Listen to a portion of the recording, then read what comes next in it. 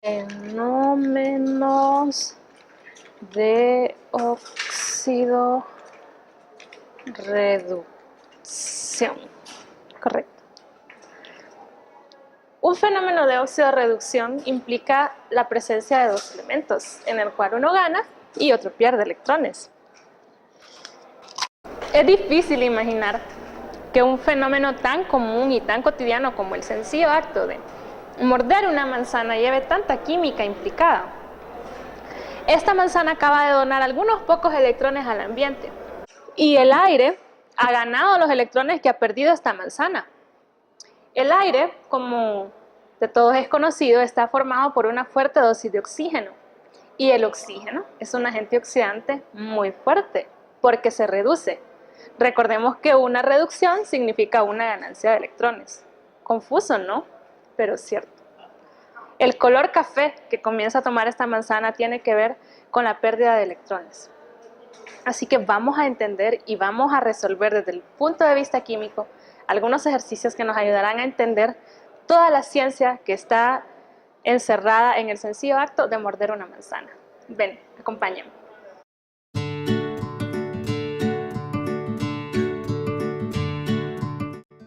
El solo hecho de morder una manzana nos muestra un ejemplo claro de la oxidación y de la reducción. Hay que tener en cuenta ciertos elementos que son importantes a la hora de clasificar una ecuación como redox. Lo primero es que siempre intervienen dos elementos. Hay un elemento que se oxida y obligatoriamente debe haber otro que se reduzca.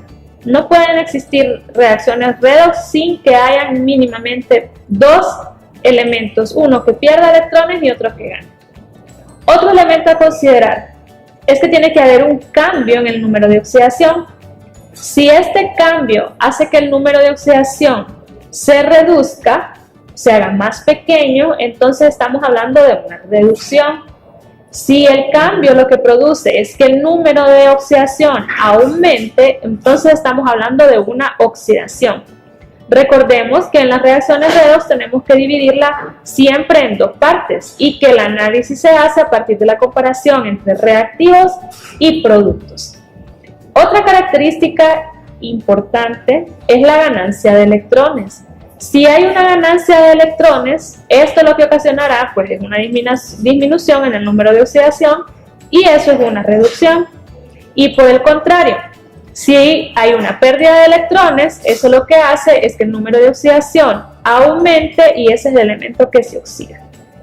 Otro factor a tener en cuenta es que aquel elemento que se reduce se le conoce como agente oxidante. Un error común que cometen normalmente los estudiantes es decir, el elemento que se reduce es el agente reductor y esto no es así, sino que es siempre al revés. El elemento que se oxida es el agente reductor y aquel elemento que se reduce será el agente oxidante. Vamos a analizar una ecuación desde el punto de vista de las reacciones óxido-reducción. ¿Quién se oxida y quién se reduce? Entonces imaginemos que tenemos esta ecuación química. Dióxido de carbono más hidrógeno en el lado de los reactivos. Y del lado de los productos tenemos monóxido de carbono más agua. Lo primero que tenemos que hacer es asignarle los números de oxidación a cada uno de los elementos. En videotutoriales anteriores ya aprendimos cómo es que se calculan estos números de oxidación. Vamos a recordar las reglas, que también, si no las recuerdas, puedes regresar a la plataforma porque ahí las encontrarás, para asignar los números de oxidación. Lo primero es que cualquier elemento que esté en su estado libre, el número de oxidación es igual a 0. En estado libre es cuando un elemento está solito. En este caso, el hidrógeno no está combinado con ningún otro elemento, entonces está en su estado libre. Por lo tanto, el número de oxidación es 0.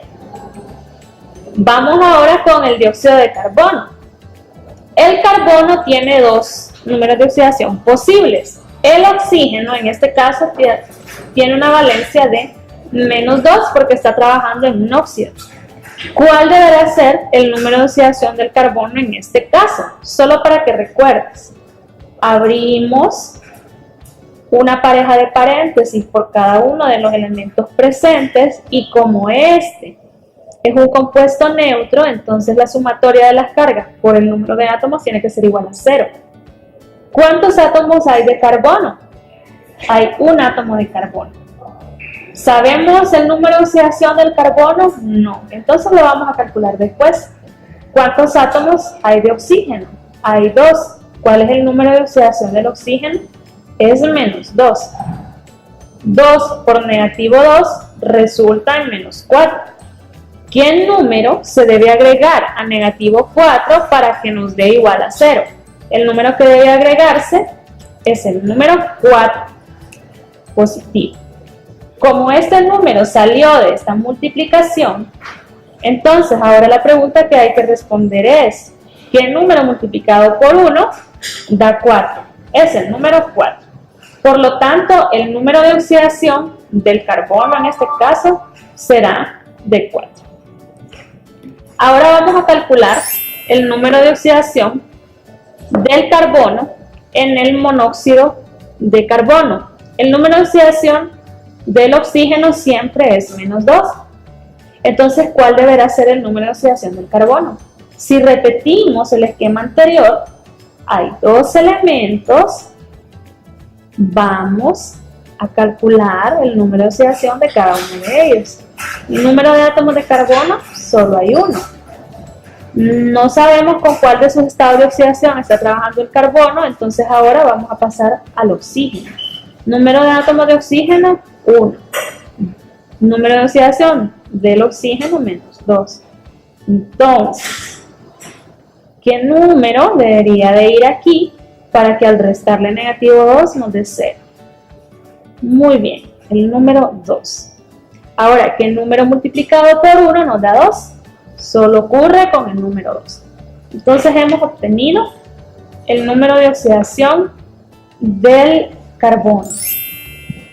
Ahora, calculemos los estados de oxidación del agua. En el caso del oxígeno, es menos 2. Si volvemos y repetimos el procedimiento para cálculo del número de oxidación, entonces el agua es un compuesto neutro, por lo tanto va a ser igual a 0. Hay 2 átomos de hidrógeno. El hidrógeno es un elemento que puede tener varias valencias. Hay un átomo de oxígeno y la valencia del oxígeno es igual a menos 2. Entonces tendríamos menos 2 y esto es igual a 0. ¿Qué número debería de ir aquí para que esta ecuación se cumpla? El número 2. ¿Cuál es el número que debo de multiplicar por 2 para que me dé igual a este? Es el número 1. Por lo tanto, la valencia del hidrógeno es 1. Entonces ahí ya tenemos identificados todos los números de oxidación. Este es el primer paso. Ahora vamos a hacer una comparación entre los reactivos y los productos y vamos a identificar qué elementos sufren cambios en su número de oxidación. En los reactivos el carbono tiene un número de oxidación de 4, pero en los productos este número se ha reducido a 2. Entonces, si regresamos a nuestras reglas, la reducción implica una disminución en el número de oxidación. 4 se ha disminuido a 2.